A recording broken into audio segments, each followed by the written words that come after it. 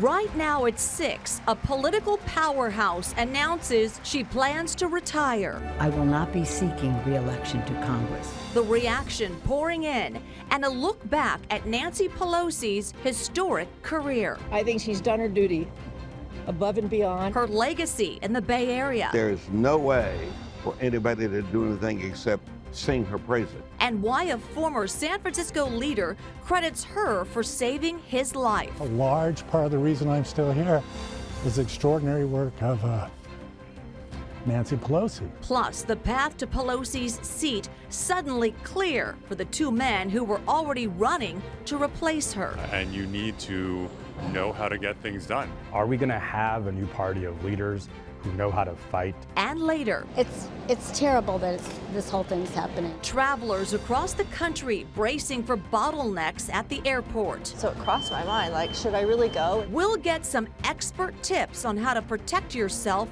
from the fallout of federal flight cuts. This is CBS News Bay Area with Juliette Goodrich. Good evening. One of the most powerful women in U.S. political history is calling it a career on Capitol Hill. Today, Congresswoman Nancy Pelosi announced she will not seek re-election next November. Pelosi has represented San Francisco in the House for 20 terms, stretching across nearly 4 decades. And this morning, she released a message tailored to the city by the Bay.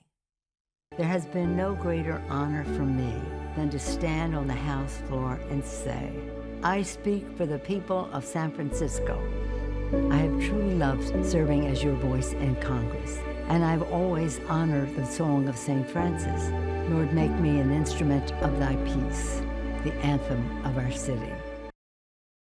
A Baltimore native and daughter of a former congressman, Pelosi first won her seat in Congress in a special election in 1987.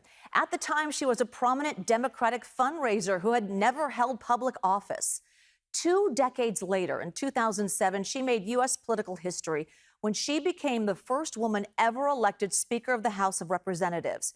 She held the title for a total of 8 years over 2 separate stints. And in 2010, under President Obama, she led the push to pass what became the defining legislation of her speakership, the Affordable Care Act. The controversial health care reform passed despite opposition from many inside her own party. And whether or not you agreed with her politics, Pelosi built a reputation as a congresswoman who got stuff done for San Francisco, and her fingerprints are all over the city. Our Lauren Toms joins us live from the Embarcadero now with a look at Pelosi's impact in her adopted hometown. Lauren.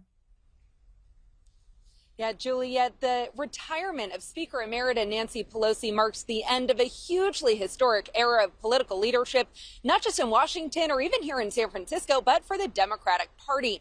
Now, messages of gratitude have been pouring in all day from national and local leaders.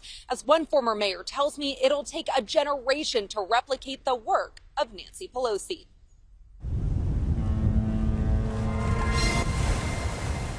A large part of the reason I'm still here is the extraordinary work of Nancy Pelosi.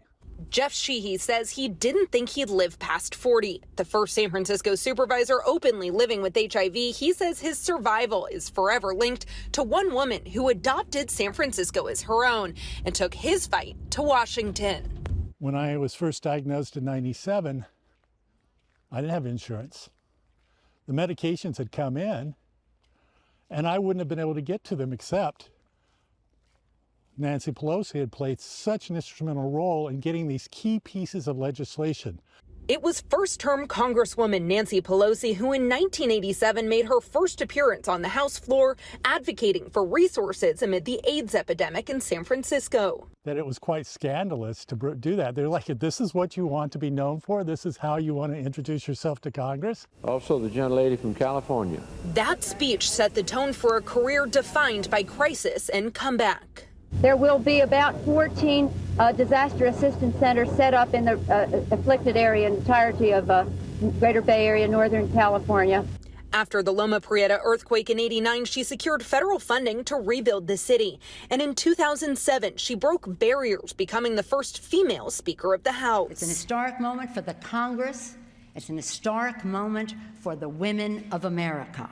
3 years later, she was hailed for her work in passing the Affordable Care Act, securing health insurance for millions, including Jeff. Throughout her career, Pelosi made it a priority to deliver for San Francisco. She oversaw the transformation of the Presidio from a military base to a national park, establishing the Presidio Trust in 1996 to keep it self-sustaining, and later helping secure millions of dollars for maintenance. There's no way for anybody to do anything except sing her praises. Former Mayor Willie Brown says it's not just San Francisco that will lose a champion when Pelosi retires, but also the Democratic Party. We San Franciscans lose a lot of influence and power that we had, and I think the Democratic Party is harmed by Nancy not being there. San Francisco resident Cindy Redburn says that vacancy will be felt amid the political divisiveness. I think she's done her duty above and beyond.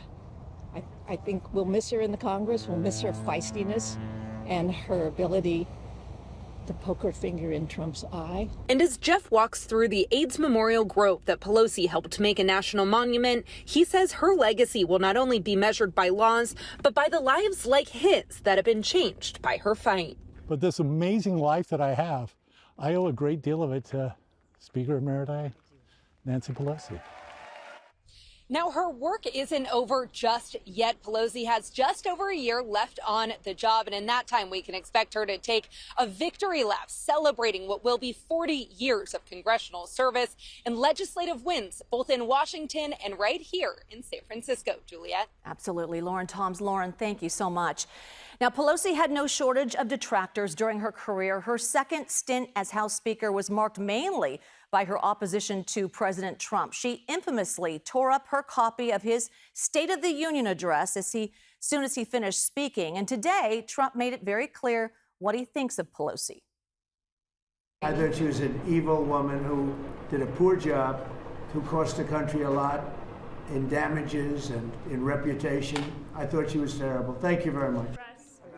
Trump added he thinks Pelosi is doing the country a tremendous service by retiring.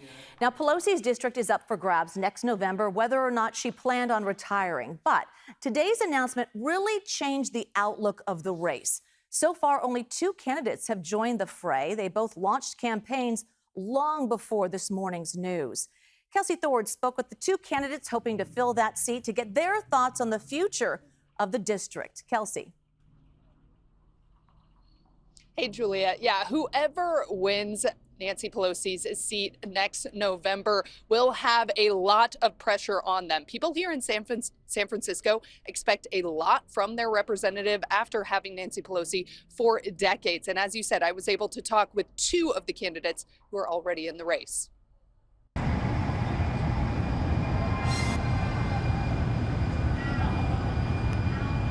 For the first time in 40 years, San Francisco will have a new representative in Congress after Election Day 2026. And whoever succeeds Nancy Pelosi knows they'll have some big shoes to fill. San Franciscans set the bar very, very high. And you need to have a moral compass and core values. You need to have a backbone of steel. And you need to know how to get things done. You know, when she first went into Congress, she was this fearless voice that was fighting to get help for the AIDS epidemic that was devastating the city at that time. And because she was fearless, because she spoke out and she fought, we got money and we got help, and she actually did a lot for that. And, you know, what I sort of feel right now, when I look at the country right now, I think San Francisco needs that again. State Senator Scott Wiener and Choykot Chakrabarty, a former tech executive and chief of staff to Representative Alexandria Ocasio-Cortez, have thrown their hats in the ring. Both men are 30-plus years younger than Pelosi and lean farther to the left on the political spectrum. Now, I really don't think the divide and the generational change that's happening is about left versus center. I really think it's a difference of status quo versus change, right? Are we going to have a new party of leaders who know how to fight to stop this coup and use every tool at their disposal to stop Trump right now? And will we have an actual vision to create an economy that works for people? You know, I'm proud to be running to represent San Francisco in Congress, and it would be just an incredible honor to take the work we've done around housing, healthcare, clean energy, civil rights to Washington. Caroline Heldman, a professor of politics at Occidental College, says whoever wins Pelosi's seat will have the eyes of not only the Bay Area, but the entire country on them. Given the fact that Nancy Pelosi is arguably the most powerful woman in U.S. political history, anyone who is taking her seat is going to get a lot of focus, at least during their first term in the House. Caroline expects there may be even more candidates that enter the race for Pelosi's seat, but no matter who wins next November, she expects they will have much more liberal views than the former speaker.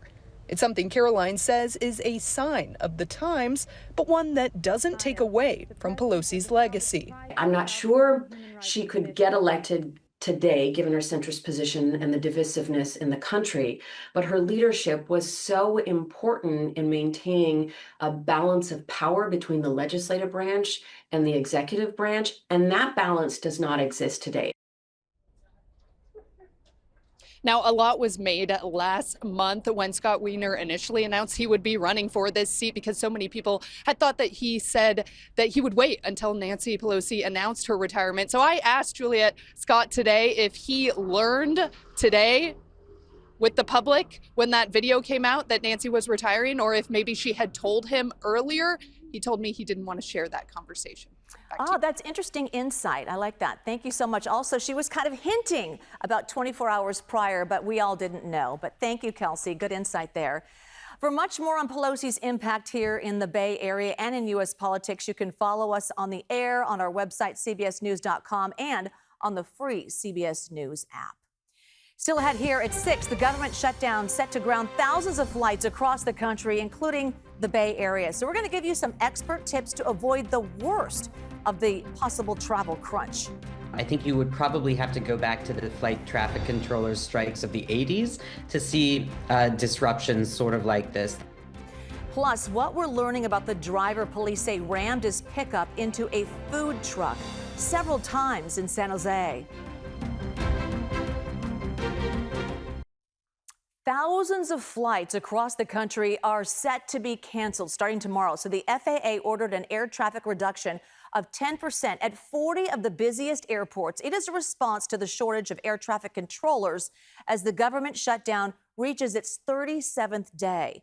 The CBS News confirms the list includes SFO and Oakland Airport. The FAA says the flight reductions will begin in waves, with 4% tomorrow increasing to 5% and 6% over the weekend before hitting 10% next week. And as airlines certainly scramble to comply with the order, our Brad Hamilton has been speaking with passengers in Oakland and getting some tips, which we all need, from a travel expert on how to avoid the worst of it. Tell us, Brad. Juliet, it didn't take long here at the Oakland airport to find passengers worried about the shutdown and how it will impact their flights. And an expert we spoke with said the longer this thing goes, the longer it's going to make for everybody here.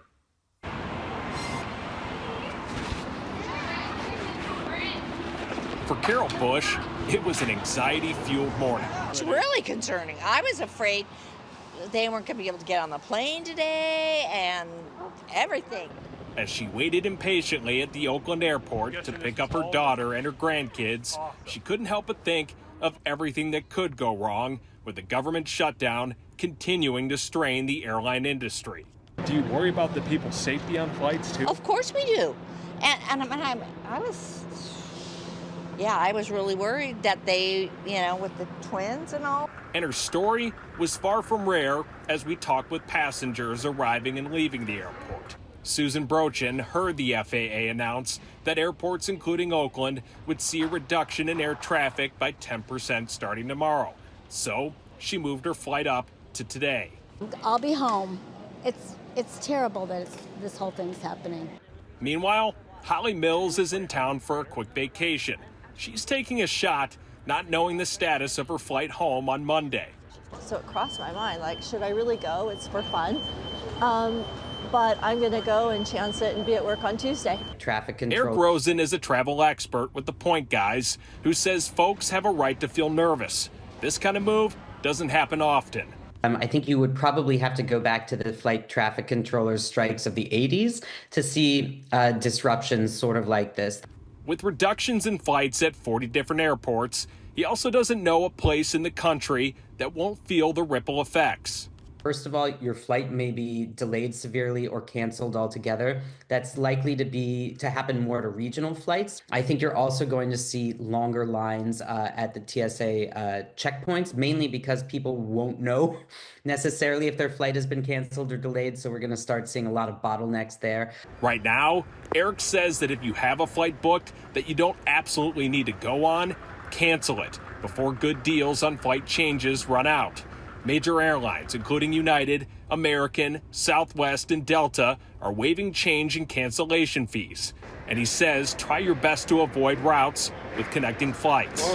For folks like Carol Bush and her family, the odds of this happening now couldn't be much worse. The timing with my son-in-law's new job starting, thought, God, how are we going to make this work if they don't get down here?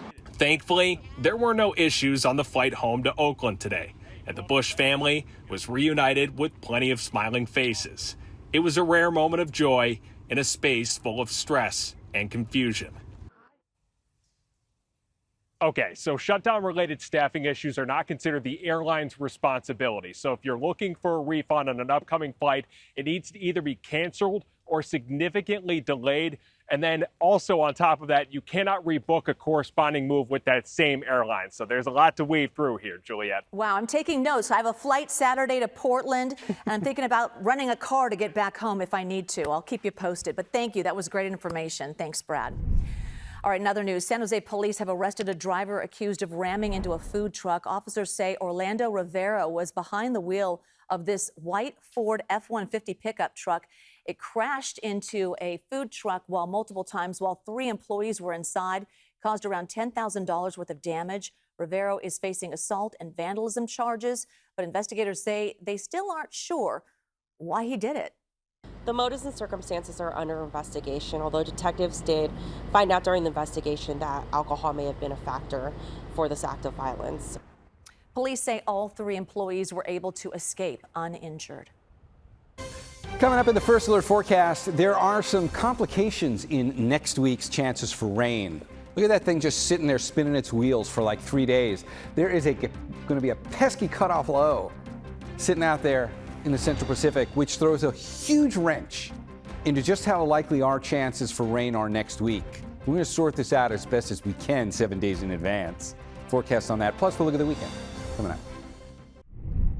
Okay, in the First Alert forecast, we've got a warm-up coming for the weekend. Some of us will be near 80 inland. It's going to be beautiful. We will look at that in the 7-day forecast in 1 second, but we've got to go find a slightly bigger issue, which is the chance for rain next week, which has some complications on it. Let me put the Futurecast on here. Watch the rain spill out of the Pacific again, and keep your eye right down here at that one. Look what that's going to do. And I'm just going to pause it there for a second. That's the very beginnings of the cutoff low. That's Sunday night. So from now till then, nothing's happening here. You'll have a few clouds tomorrow, but Sunday and Monday are like near 80 inland and 70 in the city, and you'll see it in the 7-day forecast. Sunday night, watch what that thing does. You're just seeing the very beginnings of an area of low pressure out there, which is going to wound itself up so tightly that it's going to cut itself off from the storm track. That's 2 days right there of time. And that area of low pressure didn't move at all. These things are supposed to follow the progression in the northern hemisphere and move from west to east. It stayed stationary because it's a cutoff low. So the storm track up here is going to move storms along in an orderly, easy to forecast fashion. Cutoff lows are notoriously difficult to forecast because we lose the driving steering mechanism for them. And especially if you're going to look out 7 days, it can be a fool's game to try and forecast what a cutoff low is going to do. So let's do that. Here's one model. This is the American models, and I'm going to show you the European in a second. We'll contrast this with both models, but they're both telling a somewhat similar story. The American model brings us rain next week. This is Thursday of next week. So we get late Thursday into Friday. We see some rain come our way. Yesterday, it didn't have that. The model yesterday that did was the European, which now not only has held on to that idea that that cutoff low is coming our way, but it's doubled down on it, and the rain looks a little more impressive. Now that's taking us into Thursday morning. And you can see, should this verify, that'll be another good widespread rainmaker for us. It's too early to start talking about amounts or exact timing. What we're doing at this far out, we're looking ahead towards next Thursday, November 13th. We're just coming away with the general idea of how this storm is set up at this point, because we are likely going to be contending with this in some way, shape, or form. But because it's a cutoff low, that's about as good as we can get with it at this point. You're going to continue to see this show up in the forecast from now till then. And what our job is going to be is to refine it in the coming days. As we get closer to it, we'll get more specific. We'll get you more details. All right, here's tomorrow. It's going to be just like today. That's actually today's satellite imagery as we transition tonight.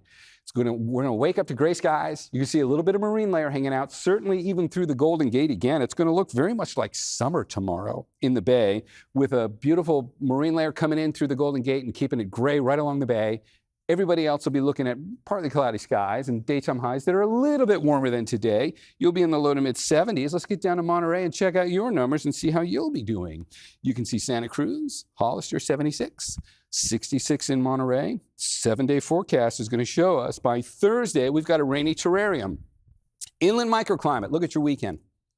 Saturday and Sunday. Sunday and Monday are the two warmest days.